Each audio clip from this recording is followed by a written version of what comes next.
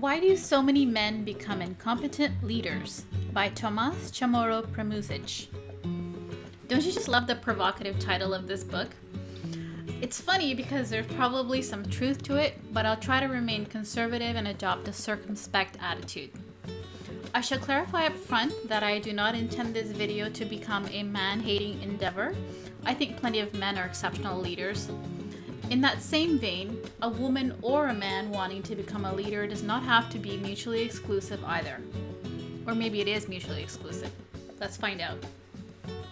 The usual explanations for female underrepresentation in senior management positions are: 1. They are not capable.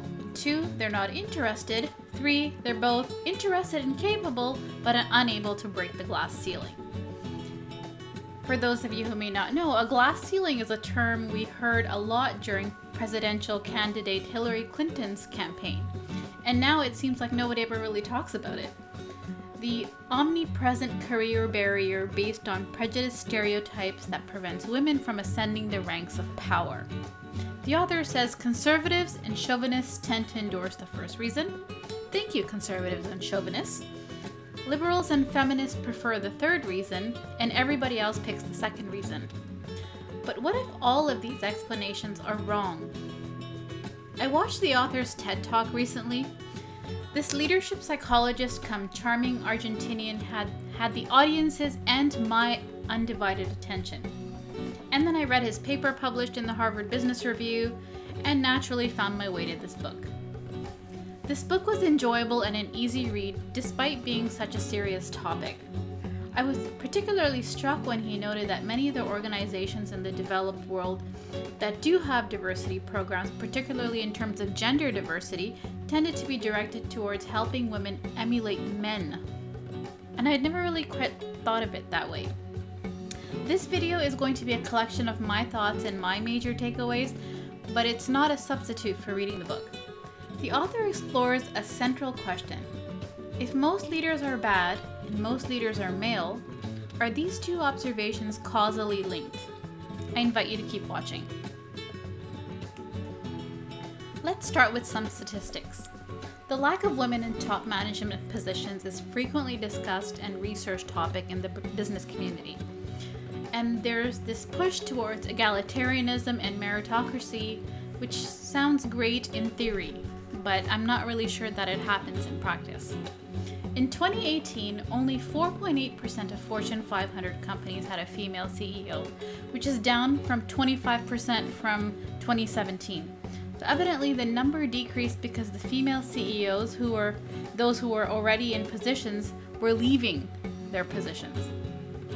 And so we already had a sneaking suspicion that getting into positions of leadership is not a meritocracy, regardless of your gender, and a famous person telling women to just lean in made us cringe for a reason. In 2017, females made up the following in S&P 500 companies. So women were 44% of the workers, 36% of first line and middle managers, 25% of all senior leaders and execs, 20% of board members, and 6% of CEOs. Further, an analysis of Fortune 1000 companies showed that the 6% of female CEOs took 30% longer to get to those roles.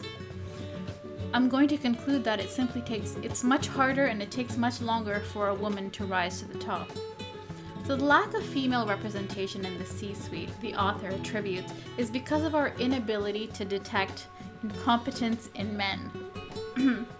He argues that the top priority should be to increase our standards for leadership and to lower our tolerance for incompetence.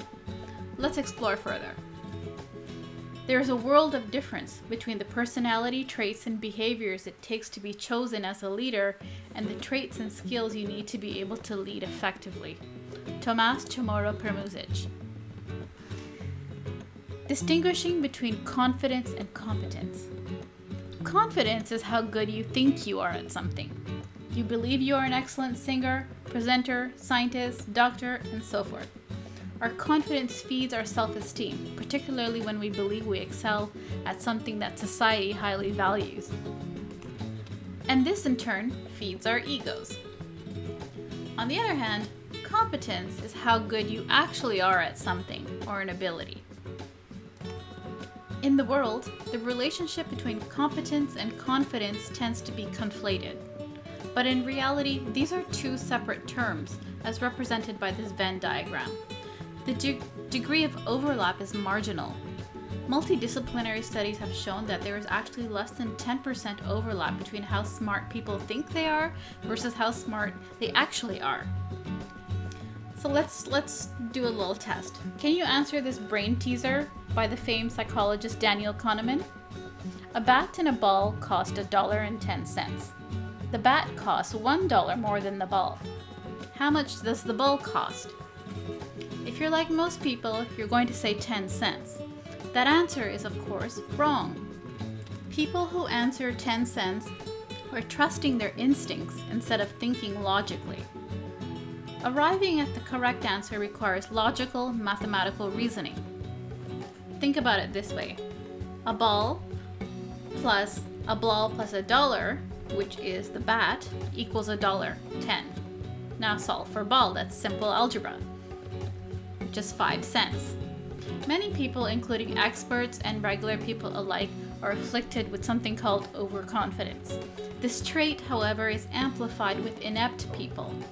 And on the other hand, people who are truly competent tend to be much more self-critical and self-doubting. One explanation is that the more you know, the more you become aware of your limitations. Overconfident people like the boost to their self-esteem and ego. I suppose it feels better than reality. The fundamental cause of the trouble is that in the modern world, the stupid are cocksure while the intelligent are full of doubt. Bertrand Russell, a British mathematical philosopher. There are downsides to overconfidence and one's diluted view of reality. I don't want an overconfident surgeon. I'd rather have a competent surgeon who knows what to cut and how to sew it back up. If you had to choose one thing to remember from this video, I humbly suggest that it is this. Competent individuals that lack confidence will prepare more, act more cautiously, and think more deeply about the risks and obstacles in an effort to ameliorate their performance.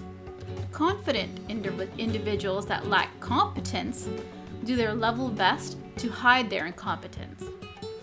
And if you work in any organization, you will nod in agreement and probably conjure up images of some people who you're thinking about right now. The author discusses how women are counseled to be more confident in the workplace. Even I have been counseled this very same thing by a former boss, much to my chagrin. That advice felt like I was being asked to be inauthentic, even though it was well-meaning advice. If I didn't feel confident about a situation, I wasn't about to start faking it. The very thought of faking confidence felt internally inconsistent and contrived. Bertrand Russell's quote gave me some solace, but this book took that comfort to a whole new level. The author illustrates the problem with the advice given to women to be more confident. First, external confidence is not the same as internal beliefs. Just because you act confident on the outside doesn't necessarily indicate that you're feeling confident on the inside. And women are not actually less confident than men, and they tend to actually have higher internal confidence. Next, women are expected to be confident, competent, and caring, while men are expected to simply show confidence, which impacts public perceptions of leadership potential. And finally, women tend to exhibit external confidence less because people are less tolerant of high confident women. Walk with your head held up high like you're going somewhere, and you're bound to encounter envious folk who will stick their feet out just to trip you up. So when a woman does display confidence, people just don't tend to think that it's ladylike. If you've worked in any corporation, you may notice that women are treated differently than men, even if it's ever so subtle. Women are judged more harshly, they're under more scrutiny, and colleagues share less vital information with them, sometimes deliberately leaving them out of email chains. They're more likely to be interrupted when speaking. Their ideas are more likely to be shot down until a man speaks the same idea and then is hailed a hero. Who in their right mind would want to keep on speaking when their ideas are consistently dismissed? And for the men watching, please take note of this and encourage the women on your teams to speak and try not to interrupt them. Red flag behaviors. Meet Stuart. Stuart was recently hired by a Silicon Valley firm to lead its external communications. He boasts an impressive network, 2 TED Talks, previous roles at a Fortune 100 company, and thousands of social media followers. Stuart is a sought-after leader and skillfully manages his public persona. On top of that, he's a star interviewer and presents as a likable and driven man. Except his former employees don't tend to agree with this leadership persona that he's putting on, because working with him was not exactly a treat. What's even more fascinating is that Stuart will continue to emerge as a leader because this is the type of person that the system supports. Here are some common terms to describe an incompetent leader. Overconfident, abrasive, self-absorbed, they tend to be in awe of themselves, charismatic con artist, entitled, outright aggression or passive aggression, backstabbing, narcissistic, or psychopaths. Or they can be gaslighters. A gaslighter is a term that's been around since the 1960s. It's a type of manipulation whereby one person has another person doubt their own perception, judgment, and sense of reality. Radical transparency. There might be rare companies like Uber, Amazon, and Bridgewater and Associates where radical transparency and brutal honesty is just part of the culture and becomes their competitive advantage. In the majority of companies, though, people tiptoe around the truth. They sugarcoat it, or they don't say anything at all for fear of reprimand. In those companies, the top leaders have a cadre of sycophants around them, which effectively means they never hear the truth and they end up being less able to handle the infrequent criticisms that they do end up getting. But evidently, the best criticism comes from a leader's direct reports. Yet how many people feel comfortable critiquing their boss? It ain't bragging if you can back it up. Ultimately, if a person is both confident and competent, they will be celebrated. Confidence is desirable if it is real. Unfortunately, in corporations, we are far away from understanding how to judge competence and overconfidence. Hence, the overconfident male leader continues to thrive. Emotional intelligence. I'm rarely impressed when people compliment a woman for her emotional intelligence and social skills, but neglect to acknowledge that she might also be logical, rational, and numerate. Despite this, emotional intelligence, or EQ, is very important. In contrast to IQ, EQ is the degree to how people reason about emotions.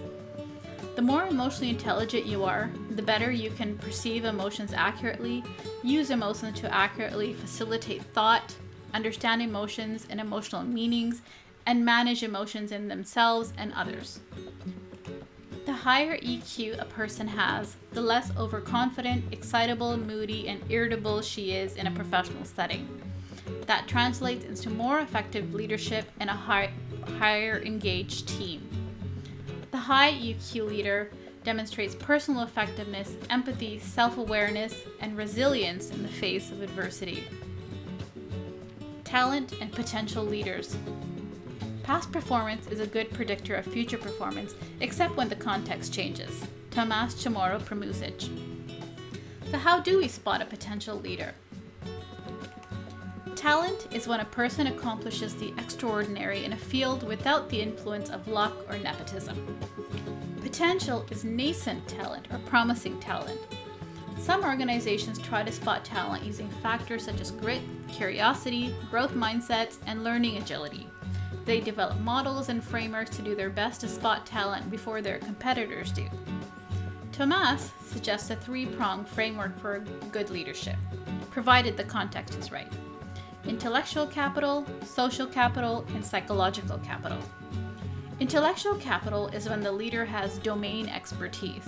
So for example, hospitals have better outcomes if the leader is actually a physician rather than a business person.